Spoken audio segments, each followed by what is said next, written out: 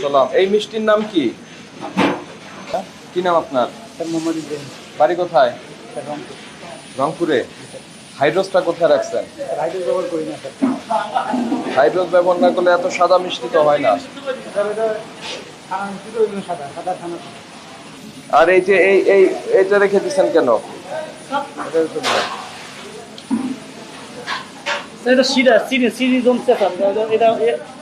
নিচে কি আছে? এটার কারিগর কে?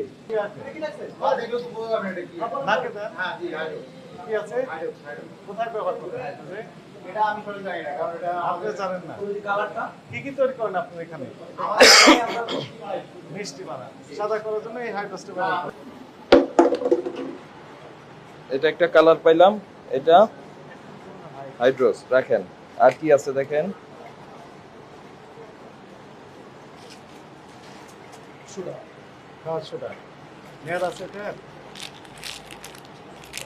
আপনাদের কিছু হেল্প তো আমরা পাচ্ছি না তো, প্রতিষ্ঠান থেকে আমাদের তো দেখা দিচ্ছে। আপনার এখানে হাইড্রোজের কি ব্যবহার বলেন? অনেক আগে ব্যবহার হইতে কি জন্য? সাদা করা বা এখন মিষ্টি কি দিয়ে সাদা করেন? এখন যেটা ন্যাচারাল যেটা হয়েছে চিনিতে। তো কেন রাখছেন? এই কথা বলেন, কেন রাখছেন? এটা আমার ধারণা বাইরে। ধারণার বাইরে? আমার কি ধরনের ধারণা বাইরে? এটা আমাকে সমস্যা আমি অবশ্যই এই যে কি যেন নাম এটা বললেন, কি নাম? একটু গন্ধ নিয়ে দেখেন কি এটা। নাম কি? একটা নাকে নেন দেখি কেমন। হাইড্রোস হাইড্রোস কোথায় ব্যবহার করেন এটা?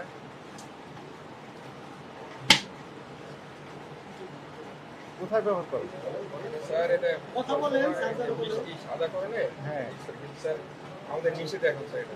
আচ্ছা, মিষ্টি সাদা করে দেন। কথা শুনেন, এটা কিসে নিয়ে এখন আমাদেরকে বলেন, আপনার কি এই খাদ্য প্রস্তুতকরণের আইন আছে, বিধিমালা আছে, এই সংক্রান্ত বিষয়ে আপনার পড়ালেখা আছে বা ট্রেনিং আছে কিনা বলেন। আমি ট্রেনিং নিয়েছিলাম। উত্তরা লোকজন যারা মিষ্টি কেনে তারা তো অনিরাপদ খাবার খাচ্ছেন। আপনার ওই মিষ্টি যেখানে আপনি তৈরি করছেন সেখানে ঢুকে কিন্তু এটার গন্ধ পেয়েছি আমি। গন্ধ পেয়েই কিন্তু আমি এদিকে আসছি। যে যেহেতু গন্ধ পেয়েছি, এটার সোর্স তো আছে, এখানে আছে। এবং আপনাদের যেখানে ওয়ার্কাররা আছে তারা অস্বীকার করেছে তারা হাইড্রোজ ব্যবহার করেন না। এটা গন্ধ আমি পেয়েছি যে হাইড্রোজের গন্ধ। তো এর ভেতরে ঢুকে এটা পেয়েছি। এটা অপরাধ হয়েছে। অপরাধ হয়েছে। দেশ ও জাতির জনগণের বিরুদ্ধে অন্যায় করছেন। এটা হলো বিষ। বিষ দিয়ে কেন সাদা বানাইতে হবে মিষ্টি? কে বলছে আমার ধবধবে সাদা মিষ্টি লাগবে? কেন বানাচ্ছেন? এটা সুতার ফ্যাক্টরিতে ব্যবহার হবে, সুতার ফ্যাক্টরিতে।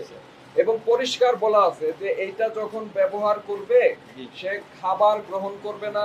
এটা ব্যবহার করার পর সাবান দিয়ে ভালো করে অধিক পরিমাণ পানি দিয়ে হাত ধুবে। যদি তার ফেব্রিকে মানে কি বলে পোশাকে লাগে তাহলে পরিষ্কার ডিটারজেন্ট দিয়ে সুন্দর করে এটা ধুয়ে ফেলতে হবে। তাহলে কি মাত্রার বিষ এটা সেটা বোঝানোর জন্য এটা আমি আপনাকে বলছি।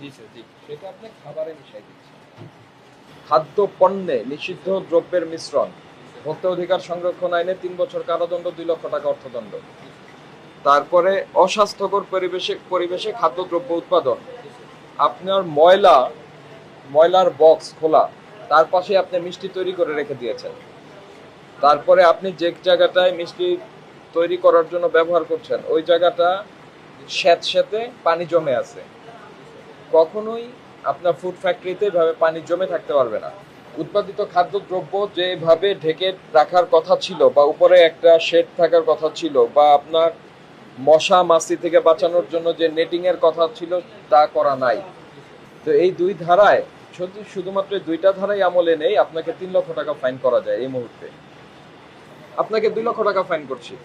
দয়া করে আর কোনোদিন হাইড্রোজ মিশাবেন না, এই মর্মে আপনারা দুজন লিখিত দিবেন। হাইড্রোজ কিনবেনও না, মিশাবেনও না। ভবিষ্যতে কোনোদিন যদি হাইড্রোজ এবং আনঅথরাইজড কোনো কেমিক্যাল আপনারা ব্যবহার করেন বা কোনোভাবে আপনার এখানে পাওয়া যায়, সেক্ষেত্রে এটা বিনা প্রশ্নে আমরা বন্ধ করে দিব।